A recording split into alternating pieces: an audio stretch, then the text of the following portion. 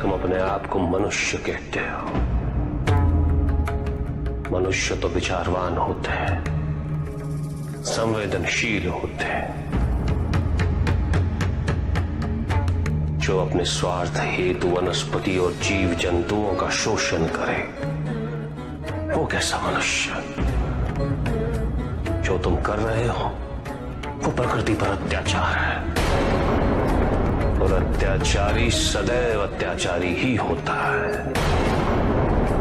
अपनी प्राकृतिक संपदा की रक्षा करना प्रत्येक मनुष्य का उत्तरदायित्व है। यदि ये वृक्ष विरोध नहीं करते हैं, उलाहना नहीं देते, तो तुम सबने ये समझ लिया कि इन्हें कष्ट नहीं होता। यदि इन वृक्षों को काटने पर रक्त नहीं निकलता, तो तुम सबने ये समझ लिया कि इन्हें पीड़ा नहीं होती। किंतु क्या कभी तुम सबने ये सोचा कि एक वृक्ष काटकर तुम प्रकृति से उसकी संतान छीन लेते? एक वृक्ष को काटकर न जाने कितने ही पक्षियों से, पशुओं से उनका आश्रय छीन लेते। भूल हर माता पिता से होती है और सदैव होती रहेगी, क्योंकि कोई एक मार्ग निर्धारित कहां है। प्रत्येक संतान भिन्न होती है, प्रत्येक माता पिता भिन्न होते हैं, उनके अनुभव भिन्न होते हैं। आवश्यक ये समझना है कि संतान को पोषण चाहिए, संरक्षण चाहिए, शरीर के लिए, मन के लिए, उसके आत्मसम्मान के लिए। संतान के लिए यह जानना आवश्यक है कि माता पिता को उस पर विश्वास है या नहीं, माता पिता का उसके प्रति व्यवहार कैसा है। इससे संतान अपना मूल्यांकन करती है। उन्हें सम्मान दो, उन्हें स्वतंत्रता दो, उन पे विश्वास करो। अच्छे आहार, अच्छे विचार, अच्छे संस्कारों से उनका पोषण करो। फलने दो उन्हें, विकसित होने दो, और उनके मंगल की कामना करो। संतान की जिज्ञासा को धैर्य के साथ, सही तर्क और उत्तर के साथ संबोधित करना अति आवश्यक है। यदि माता पिता ही उत्तर ना देकर क्रोधित होंगे, तो संतान की जिज्ञासा संभवतः उन्हें ऐसी दिशा में ले जा सकती है जो उचित ना हो। जन्म देना ही माता पिता का एकमात्र कर्तव्य नहीं होता, उन्हें अपनी संतान के व्यक्तित्व का सुधार भी करना होता है। सदैव माता पिता पर आश्रित रहने से संतान की उन्नति संभव नहीं होती। उसे अपना मार्ग, अपना उद्देश्य स्वयं ढूंढना होता है, और माता पिता द्वारा अपनी संतान को अपना लक्ष्य प्राप्त करने से रोकना यह अनुचित है। दंड वही जो अपराधी की आपराधिक प्रवृत्ति को परिवर्तित कर उसे न्याय और धर्म का पालन करने वाला व्यक्ति बना दे। भाग्य तो स्वयं कर्मों से ही निर्धारित होता है।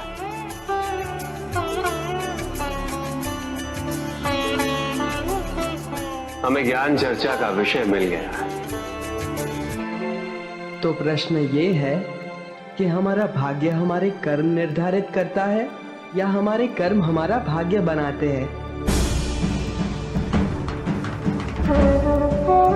जब भी हम अपने अतीत की ओर देखते हैं तो मन में यही प्रश्न उत्पन्न होता है कि हम जिन परिस्थितियों में हैं, क्या उसका मूल कारण हमारे कर्म है या हमारा भाग्य?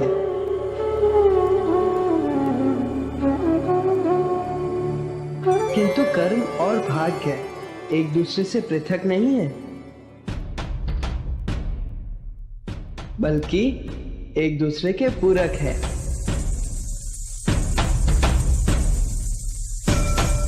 कर्म से भाग्य निर्धारित होता है, और जो भाग्य हम अपने कर्म से अर्जित करते हैं वही भविष्य के कर्मों का आधार बनता है। इस समय ये पंख इस सभागृह के वायु पे आश्रित है। आप सभी की श्वास इसकी दिशा परिवर्तित कर सकती है। इसकी अपनी इच्छा कुछ भी नहीं, ना ही इसमें अपनी दिशा स्वयं निर्धारित करने की क्षमता है।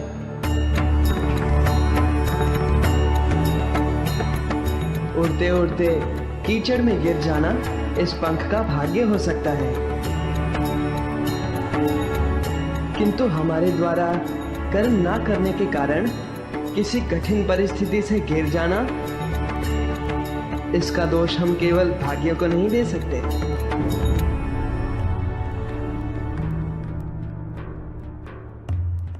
क्योंकि हमें अपने विवेक से कर्म करने की क्षमता प्राप्त है।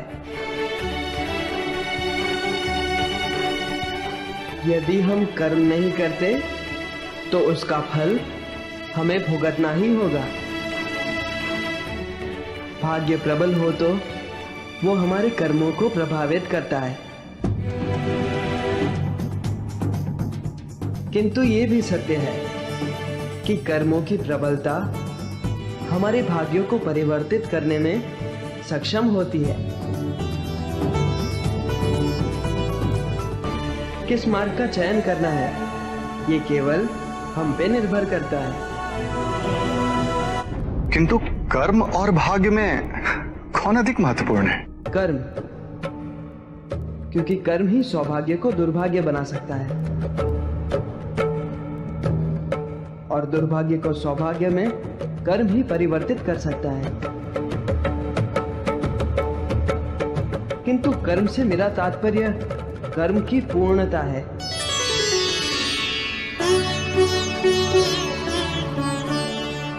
जिस प्रकार केवल जन्म देने से माता पिता का कर्म पूरा नहीं होता, अपनी संतान का पोषण करना, उसे इस योग्य बनाना कि वो संसार में आत्मनिर्भर हो सके, ये भी तो माता पिता का ही कर्म है।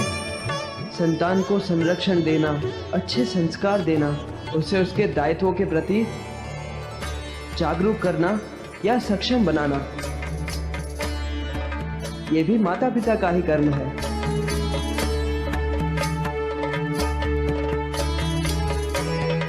कर्म को मात्र एक औपचारिकता नहीं, बल्कि धर्म समझ के उसका निर्वाह करना, यही अच्छे भाग्य का, अच्छे भविष्य का बीजारोपण करता है। श्री गणेश की, श्री गणेश की। तुमने कहा कि कर्म और भाग्य के मार्ग का चयन करना हम पे निर्भर करता है।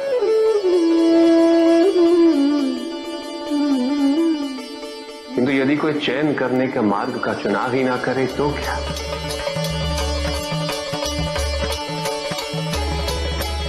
यदि इस पंख के लिए इसका महत्व ही ना हो कि वो कीचड़ में गिरा या किसी के शीर्ष पे अलंकृत हुआ। कर्म और भविष्य के मार्ग से पृथक होकर एक मार्ग और होता,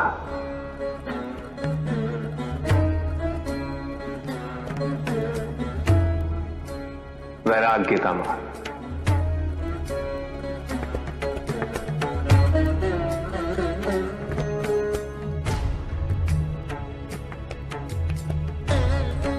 संसार अनेक युगों तक कर्म और भाग्य की प्रबलता पर विमर्श करता रहेगा,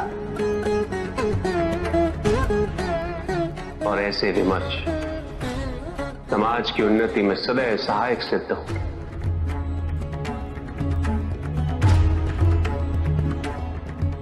ना सम्मान का मोह, ना ही अपमान का भय।